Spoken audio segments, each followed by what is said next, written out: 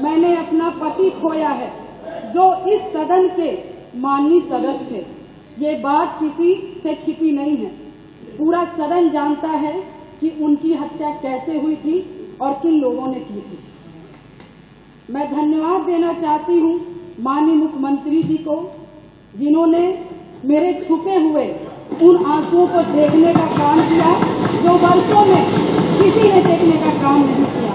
मेरा दुख, मेरा तकलीफ माननीय मुख्यमंत्री जी ने देखने का काम किया और सही मायने में मुझे न्याय दिलाने का और देने का काम किया। माननीय अधिष्ठाता महोदय जी, मुझ जैसे पता नहीं कितने प्रयागराज में पीड़ित परिवार को माननीय मुख्यमंत्री जी ने ऐसे अपराधियों को दंड दे करके उनको न्याय दिलाने का काम किया है। और कल शायद मेरी प्रयागराज की जनता मुझे सुनेगी तो वो लोग भी माननीय मुख्यमंत्री जी को धन्यवाद देने का काम करेंगे पुनः दोबारा। और माननीय अध्यक्ष जी, मेरे जैसे पता नहीं कितने महिलाओं की सिंदूर को मिटाया गया, पता नहीं कितने माताओं की गोदी सूनी कर दी गई। मैं धन्यवाद देना चाहती हूँ ऐसे मुख्यमंत्री जी का, जिन्होंने जीरो टॉलरेंस ला करके पॉलिसी को ला करके अपना करके अपराध और माफिया अतीक अहमद जैसे अपराधियों को मट्टी में मिलाने का काम। आज प्रयागराज अधिष्ठाता महोदय जी, आज प्रयागराज ही नहीं अपितु पूरा उत्तर प्रदेश की जनता आज माननीय मुख्यमंत्री जी के तरफ विश्वास की नजर से देखता है कि कोई भी प्रदेश का कोई भी माफिया या भू माफिया हमारे भाई की तरफ, हमारी महिलाओं की तरफ, हमारी बहनों की तरफ बुरी नजर से उठा के देखने का काम करेगा तो उस हर अपराधी को मिट्टी में मिलाने का काम किया जाए। और माननीय अधिष्ठाता महोदय जी, मैं ये कहना चाहूंगी कि कोई जिसकी सबसे बड़ी बात, क्योंकि जो करके दिखा दे उसी पर विश्वास किया जाता है। मैं भी 3 बार इस सदन की विधायक रही हूँ, बहुत छोटी उम्र से रही हूँ। सबके विश्वास और सबकी आस से मैं यहाँ पर आई हूँ। उसी आशा और विश्वास को जब भी मुझे किसी ने दिलाया है तो मैं उसके साथ खड़ी रही हूँ। मैं कहना चाहूंगी कि इसकी सबसे बड़ी नजीर प्रयागराज में आपने हत्याकांड में देखा होगा, जिस तरह से जिसमें मेरे पति की हत्या हुई थी और जिस घटना को पूरा प्रदेश जानता है।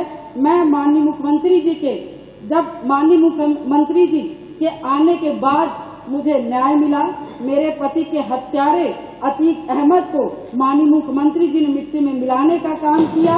मैं उनके इस जीरो टॉलरेंस पॉलिसी का समर्थन करती हूँ और मुझे लगता है कि इस बात को मैं नहीं कहना चाहती थी, क्योंकि मैंने आज तक चाहे सदन हो, चाहे सड़क हो और चाहे मेरा घर हो, चाहे परिवार हो, मैं विधायक बनी मगर मैंने बहुत ही शालीनता से अपना परिवार, अपना समाज और सदन की मैंने हमेशा गरिमा बनाए रखी। मैंने कभी भी किसी का अपमान नहीं किया। मगर मैं विधायक से पहले मैं 9 दिन की ब्याहता थी।